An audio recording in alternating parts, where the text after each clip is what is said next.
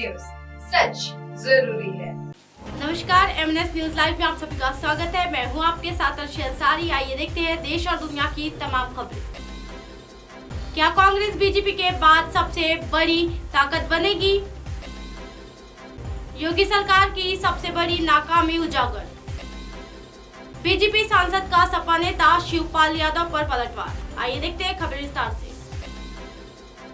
क्या कांग्रेस बीजेपी के बाद सबसे बड़ी ताकत बनेगी? जी हाँ, कर्नाटक चुनाव से ठीक पहले चुनाव आयोग ने अरविंद केजरीवाल की पार्टी आम आदमी पार्टी को राष्ट्रीय पार्टी का दर्जा दे दिया है। जी हाँ, वही आयोग ने तृणमूल कांग्रेस, राष्ट्रवादी कांग्रेस पार्टी यानी एनसीपी और भारतीय कम्युनिस्ट पार्टी यानी सीपीआई से राष्ट्रीय पार्टी होने का दर्जा वापस ले लिया है। आम आदमी पार्टी को अस्तित्व में आए अभी 10 साल ही हुए हैं। जी हाँ, और उसे राष्ट्रीय पार्टी का दर्जा मिलना कोई छोटी बात नहीं है। इसलिए ये सवाल खड़ा होता है कि क्या आप एक नेशनल फोर्स बनकर उभर सकती है? क्या यह से आगे आप क्या भविष्य हो सकता है? जी हाँ, आम आदमी पार्टी का प्रदर्शन इतना महत्वपूर्ण क्यों है? पहले गुजरात में हाल ही में हुए विधानसभा चुनाव में आपके प्रदर्शन की बात करते हैं। गुजरात में पिछले 25 सालों में ऐसा पहली बार हुआ है कि यहाँ कोई तीसरा धड़ा मजबूत दिखा। जी हाँ, इससे पहले शंकर सिंह वघेला की राष्ट्रीय जनता पार्टी को 1988 के चुनाव में 12% गेट और 4 सीट मिली थी। जी हाँ, इसके अलावा एनसीपी और जेडीयू का प्रदर्शन केवल अस्तित्व भर ही रहा। इसके अलावा केशुभाई पटेल की गुजरात परिवर्तन पार्टी को भी 2012 में 3.6% वोट और 2 सीटें ही हासिल हुई थी। इसलिए आपकी गुजरात में एंट्री छोटी बात नहीं है। पार्टी ने लगभग 13% वोट शेयर पाया है। जी हाँ, ये अभी भी पूरे गुजरात के लिए कोई विकल्प नहीं है, क्योंकि उत्तर और मध्य गुजरात में उसका प्रदर्शन खराब रहा है। जी हाँ, लेकिन सच तो यह कि पंजाब में अपने पहले कुछ चुनाव में भी आप मुख्य रूप से मालवा क्षेत्र तक ही सीमित थी। जी हाँ, इसके बाद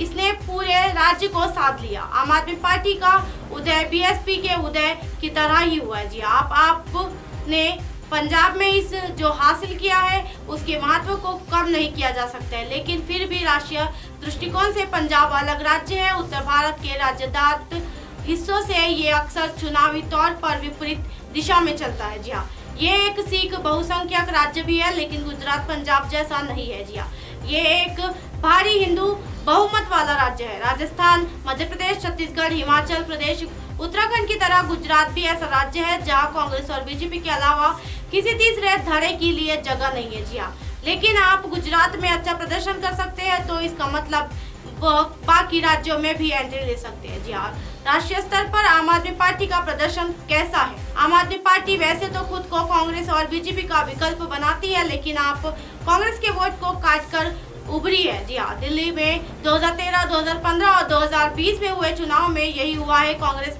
और बीएसपी का वोट बैंक आपकी तरफ शिफ्ट हुआ। जी हाँ, इससे बीजेपी को नुकसान नहीं हुआ।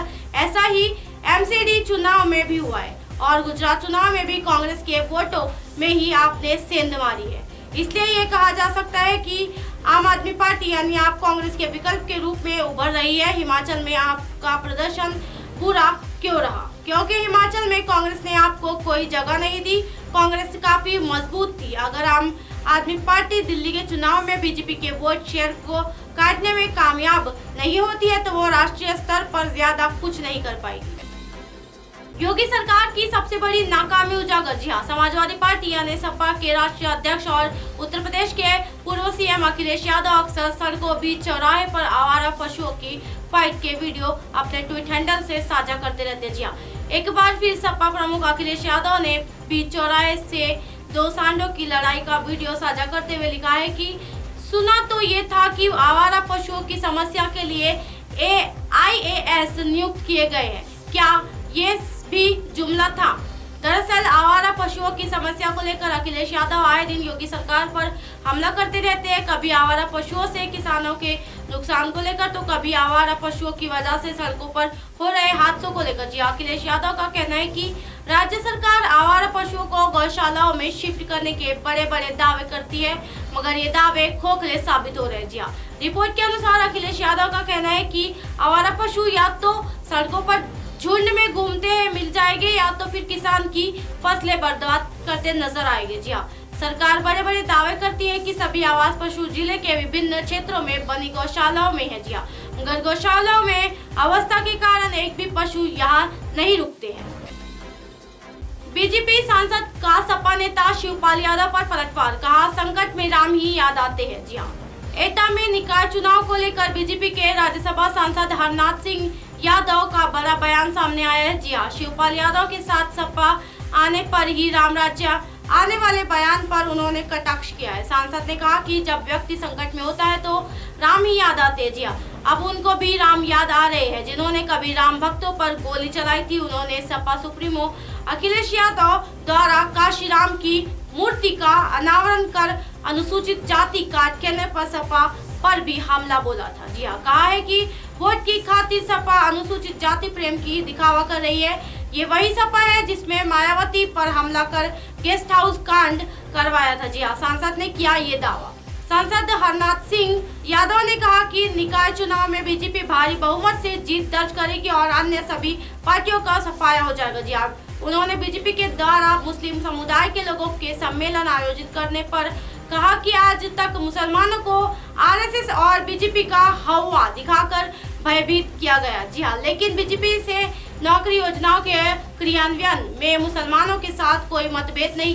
योगी सरकार में आया परिवर्तन। जी हाँ, राज्यसभा सांसद हरनाथ सिंह यादव ने कहा कि विगत 9 सालों में बीजेपी की सरकार ने योगी आदित्यनाथ ने नेतृत्व में उत्तर प्रदेश का चित्र, चरित्र, चाल, चेहरा, तस्वीर और तकदीर बदलने का कार्य पूरा प्रामाणिकता और पूरे समर्थन के साथ किया है। जी हाँ, उत्तर प्रदेश का जन जन इस चीज की महसूस करता है कि बीजेपी के लोग ही परिवर्तन ला सकते हैं। जी हाँ, निकाय चुनाव में हमारी पहले से ही पूरे तैयार है, हम भारी संख्या में जीत कर आएंगे। यूपी में सपा का कोई भविष्य नहीं। जी हाँ, सांसद ने सपा नेता शिवपाल यादव के यमराज लाने वाले बयान पर कहा कि जब आदमी संकट में होता है तब उसे भगवान राम ही याद आते हैं। वही हाल समाजवादी पार्टी का है। जी हाँ, सपा का जनाधारी पूरी तरह खिसक चुका है। सपा के व्यवहार और कर्मों का प्रदेश की जनता ने बहुत अच्छी तरह से देखा है। सपा में जब भी छोटी बहुत ताकत में आती है तो गुंडागर्दी और अपराध करने में नंबर 1 पर रहती है। जी हाँ, उसका अब उत्तर प्रदेश की धरती पर कोई भविष्य नहीं है। भगवान राम आज उन्हें याद आ रहे हैं। जी हाँ, वो समय भूल गए जब उन्होंने रात राम भक्तों पर गोलियां चलाई थी और उन्हें मौत के घाट उतार दिया था। जी हाँ, सपा चुनाव की मौसमी पार्टी है। जी हाँ, ये 70 रूप में कभी भी जनता के बीच नहीं रही। क्या वो अनुसूचित जातियों को बेवकूफ समझते हैं? क्या उनको ये स्मरण नहीं कि मायावती के ऊपर घातक हमले किए थे? अभी भी जो गेस्ट हाउस कांड है वो लोगों के दिलों में ताजा है। जी हाँ, ये अनुसूचित जाति हितैषी कब से हो गए हैं?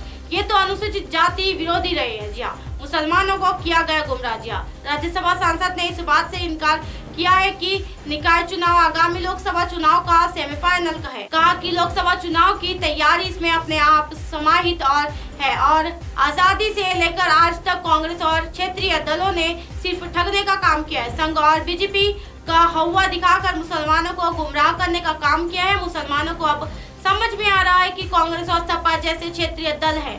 जी हाँ, उन्होंने उनकी भावनाओं को दोहराना करने की कोशिश की है। बीजेपी से जुड़ रहे मुसलमान। जी हाँ, सांसद ने कहा कि तमाम स्थानों पर मुस्लिम समाज हमारे साथ जुड़ रहा है। 9 साल में सरकार की योजनाओं के लाभ भी में किसी भी प्रकार का कोई भी विभेद नहीं किया गया। जी हाँ, सरकार ने कोरोना काल में गरीब तबके के मुसलमानों की मदद की, इसलिए मुसलमान भी अब समझने लगे कि हमारे हितों का कोई यादी ईमानदार संरक्षण करने को तैयार है तो वो बीजेपी है। जी हाँ, 11 अप्रैल को बीजेपी महात्मा फुले की जयंती पर सामाजिक न्याय सम्मेलन करने जा रही थी। वे बहुत बड़े समाज सुधारक थे। सामाजिक कुरीतियों के खिलाफ काम किया। उन्होंने बालिका शिक्षा के लिए भी काम किया था। अब आप हमारे चैनल को आपके मोबाइल पर भी देख सकते हैं। मोबाइल ऐप पर देखने के लिए प्ले स्टोर से MNS news TV app download करें। इंस्टा, लिंक, ट्विटर, हाईकुक, फेसबुक और कई सोशल मीडिया के प्लेटफॉर्म पर हमारा चैनल उपलब्ध है। आप इसे यूट्यूब पर भी देख सकते हो। आप हमारे चैनल को लाइव भी देख सकते हो www.mnsnews.com पर। फिलहाल वक्त तो चैनल दर्शकों ब्रेक का। ब्रेक लौटने के बाद देखिएगा देश और दुनिया की तमाम खबरें। बने रहिए एमएनएस न्यूज पर। नमस्कार।